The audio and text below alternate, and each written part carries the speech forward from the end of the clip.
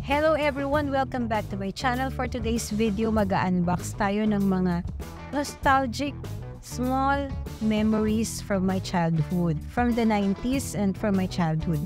Whatever, diba? So, ito, ano ko lang na-surprise yung sarili ko kasi meron tayong mga lungkot moments. Parang, lalo na ako minsan namimiss ko yung nanay ko, namimiss ko yung tatay ko, yung kuya ko. Maliliit na bagay na parang nostalgic na maaalala mo sila. Yun, so, I came across this few small items na parang, wala lang, gusto ko lang, parang na, yung iba doon nagpapaalala sa kanila, yung iba naman gusto ko talaga personally. So, ano naman siya, hindi naman siya ganun kamahalan, no? Kaya huwag kayo mag-alala, hindi naman kayo malulubog sa paglulustay. Paglulustay talaga. So, unahin natin itong, nakalimutan ko na, basta ito. And this is only like 39 pesos. 39 pesos, ha? What's this? What's this? This is a fidget cube. So, pagka medyo may tunganga moments tayo, wala akong at ayoko din namang bumabad sa screen, gusto kong i-detox yung mata ko, ayan, this is perfect. This is fidget cubes. How do I use it? It has a click to siya, ayan. Spin, ito.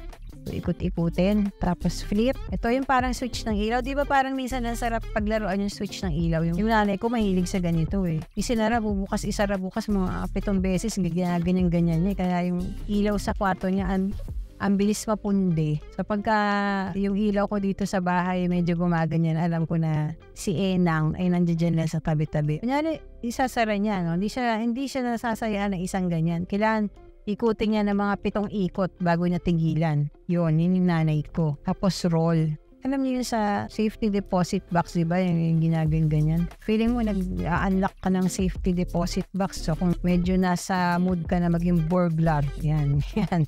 Pwede mong ganyan-ganyan so parang feeling mo nag-unlock ka ng safety deposit box. Ang galing nito, 39 pesos lang guys. Stress relief fidget cube. So, ang dami mong pwedeng pagkaabalahan. Kunyari, naiinip kayo, nasa commute kayo or traffic. Huwag kayo magaganito pag nakamotor kayo kasi baka kayo Diyos ko, bumalandra kayo dyan. Next, meron tayo. Galing siya sa Tondo, Manila. Yun yung seller niya.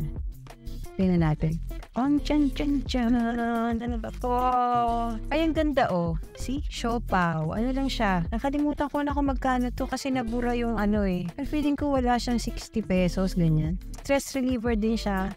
Masarap pisil-pisilin. Mukha siyang siopaw talaga. Pwede pang prank. May lalagyan pa. Ang cute. Ay, ingat lang kasi parang madaling mabutas. Dun sa mga dyan, sa mga sisterat kong mga mga alam nyo na, pwede nyo gawing ayan, basta, diba? Ang dami nyong gamit. So, ayan. Hawakan mo nga, cameraman. Ay, pwede pang prank to. Bibigay ko to kay Tanik. Tanik, binigay kitang siopaw. Tapos pagkagat niya. Ano to? Plants vs. Zombie action figure. Ito medyo medyo mahal na onte. Mga 120 pesos. Okay. Kasi nga, sobrang fan ako ng Plants vs. Zombie. Yan lang yung natatanging game na mula nung matutunan ko siya, hanggang ngayon talaga, yun lang talaga yung pampalipas oras ko. Ayan. Wala kasi ako makita nung yung Conehead. Ito pwede na rin to. Ito si Bucket Zombie. Ayan. Baka kabisado ko yan. Mabilis na sa akin tong laruin eh.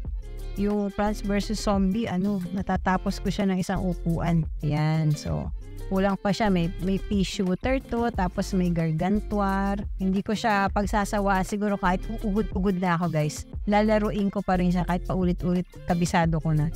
Sobrang favorite ko talaga yan. Matagal ko nang gustong bubili nito kasi nakita ko to kay sa Aniceto Vlogs. May ginawa nilang prank to eh. Gago ka ba?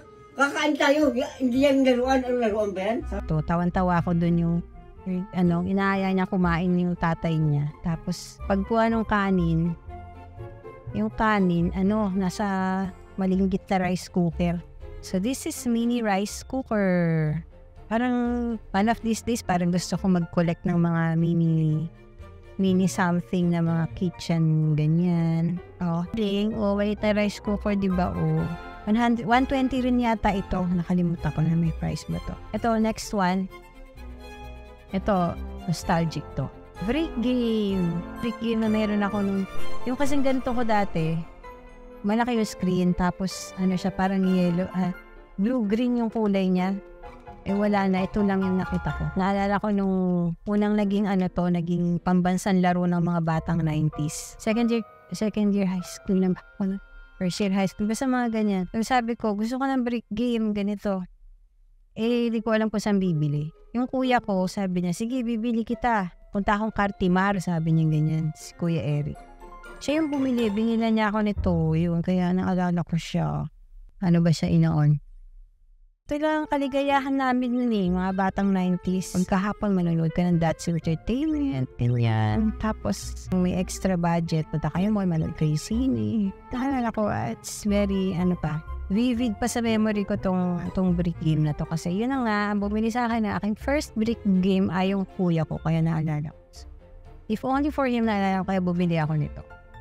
Ayun. So, nostalgic, diba? Yung mga ganitong maliliit na bagay, minsan nakakasaya, nakakaiba ng mood, diba? So, go ahead. Treat yourself sa mga maliliit na bagay lang. Huwag naman sobra. You don't go overboard naman. You spend, collectibles din. You can pass it sa ating mga anak din. Ma-explain natin, nung panahon na ganyan.